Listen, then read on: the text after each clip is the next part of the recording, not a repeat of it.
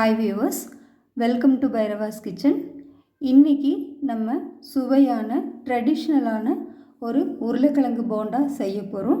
இந்த உருளைக்கிழங்கு போண்டா எப்படி செய்கிறதுன்னு பார்க்கலாம் வாங்க. இதுக்கு நம்ம கடலை மாவு, அரிசி மாவு இதெல்லாம் எதுவுமே நம்ம எடுக்க போகிறது இல்லைங்க. உருளைக்கிழங்கு போண்டா செய்கிறதுக்கு நம்ம ஆர்எஸ்புரம் டிபி ரோட்டில் இருக்கிற ரங்கசாமி செட்டியார் அண்ட் சன்ஸ் அவங்களோட பாரம்பரிய முறைப்படி செய்கிற ரங்காஸ் பஜ்ஜி போண்டா மிக்ஸ் இதை வச்சு தான் நம்ம இன்றைக்கி உருளைக்கிழங்கு போண்டா செய்ய போகிறோங்க.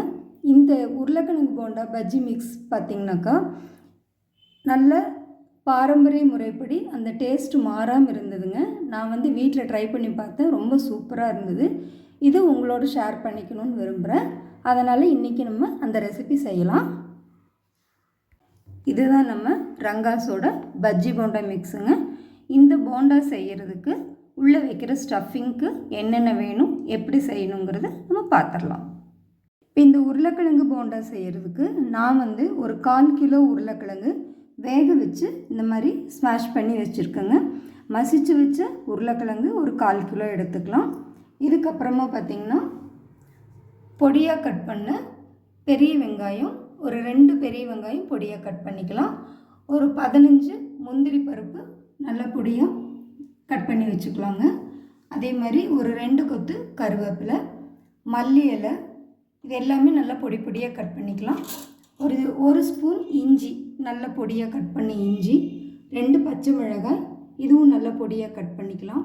ஒரு 1/4 ஸ்பூன் எலுமிச்சம்பழத்தோட எசன்ஸு அதில் நம்ம போட்டுக்கலாம். இவ்வளோதான் இதுக்கு தேவையானது.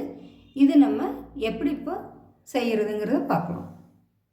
இப்போ நம்ம ஒரு கடாயை வச்சு இதில் ஒரு 2 டேபிள் ஸ்பூன் கடலெண்ணெய் ஊற்றிருக்கோங்க. கடலெண்ணெய் ஊற்றிட்டு இதில் ஒரு 1/2 ஸ்பூன் கடுகு போட்டுக்கலாம். கடுகு போட்டுட்டு வெள்ளை உளுத்தம்பருப்பு ஒரு 1/4 ஸ்பூன் போட்டுக்கலாம். அது கூடவே கடலைப்பருப்பு 1 ஸ்பூன் போட்டுக்கலாங்க. 1 ஸ்பூன் போட்டுட்டு அதுக்கப்புறமா கட் பண்ணி வச்சுருக்கிற இஞ்சி அதில் ஆட் பண்ணிக்கலாம். இஞ்சி போட்டுட்டு கூடவே நம்ம பச்சை மிளகாய் போட்டுக்கலாம். இது போட்டு நல்லா வதக்கிட்டு இதுவே பார்த்திங்கன்னா கருவேப்பிலையை நம்ம ஆட் பண்ணிக்கலாம். கருவேப்பிலை ஆட் பண்ணி நல்லா வதங்கினதுக்கப்புறமா இந்த கலர் சேஞ்ச் ஆகிறதுக்கு முன்னாடியே வெங்காயத்தை இதில் ஆட் பண்ணிக்கலாம். வெங்காயம் ஆட் பண்ணி நல்லா வதக்கணும். இது ஒரு நிமிஷம் கலர் சேஞ்ச் ஆகாமல் கண்ணாடி பதம் வர்ற வரைக்கும் வதக்கணும். இதோடவே பார்த்திங்கன்னா நம்ம பொடிச்சு வச்சுருக்கிற முந்திரியும் உள்ளே போட்டுக்கலாம். உள்ளே போட்டு நல்லா வதக்கிடலாங்க. ஒரு நிமிஷம் கைவிடாமல் வதக்கிடலாம். இப்போது நல்லா வதங்கி வந்துருச்சுங்க. ஒரு அரை பதத்துக்கு வந்த உடனே இதில் ஒரு 1/4 ஸ்பூன் மஞ்சள் தூள் ஆட் பண்ணிக்கலாம். மஞ்சள் தூள் போட்டு அதையும் நல்லா வதக்கிக்கலாங்க. நல்லா வதக்கின உடனே நம்ம மசிச்சு வச்சுருக்கிற இந்த உருளைக்கிழங்கு இருக்கு இல்லைங்களா, இதை நம்ம இதில் ஆட் பண்ணிக்கலாம். இதை ஆட் பண்ணிவிட்டு நல்லா இந்த வெங்காயத்தோடு அதை நல்லா வதங்கி வரணும். நல்லா பரட்டி விட்டுக்கலாம். பரட்டி விட்டுட்டு அதோடு பார்த்திங்கன்னா இந்த டிஷ்ஷுக்கு தேவையான உப்பு நம்ம இதில் ஆட் பண்ணிக்கலாம். நான் ஒரு ஸ்பூன் உப்பு போடுறேன். நீங்கள் எவ்வளோ கிழங்கு எடுக்கிறீங்களோ அதுக்கு தகுந்த மாதிரி உப்பு போட்டுக்கோங்க. இது நம்ம ஸ்டஃபிங்க்காக மட்டும்தான் நம்ம போடுறோம். மாவில் எல்லாமே இருக்குது. அதனால் மாவில் நீங்கள் எதுவுமே ஆட் பண்ண வேண்டியதில்லை. காரம், உப்பு எல்லாமே அதில் இருக்குங்க.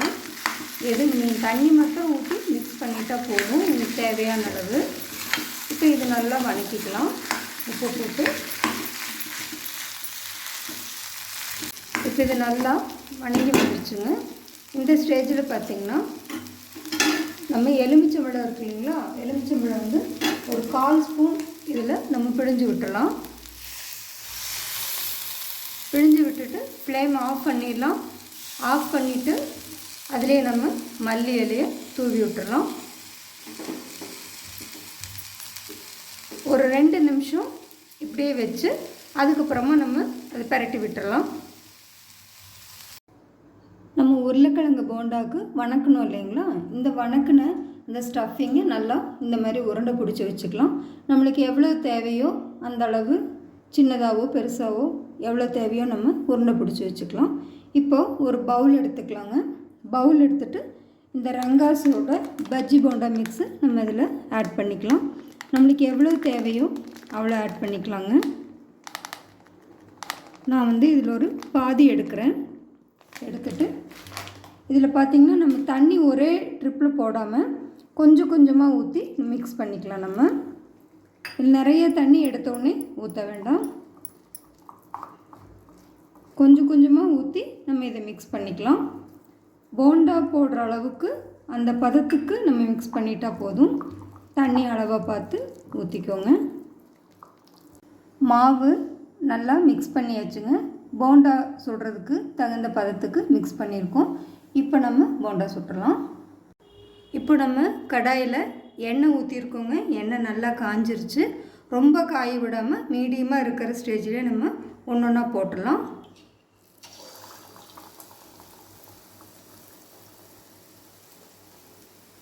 நம்ம இது நான் கடலெண்ணெயில் போட்டிருக்கேன். நீங்கள் ஆயில் அந்த மாதிரி எதுனாலும் போட்டுக்கலாம், ரீஃபண்ட் ஆயில் எதுனாலும் போட்டுக்கலாம். இது ட்ரெடிஷ்னலாக இருக்கணுங்கிறதுக்காக நான் கடலெண்ணெயில் போடுறேன். இந்த டேஸ்ட்டு நல்லாயிருக்கும்.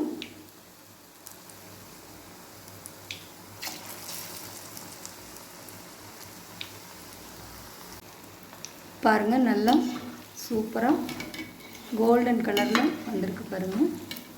இது நல்லா திருப்பி விட்டுறலாம் ஒரு தடவை.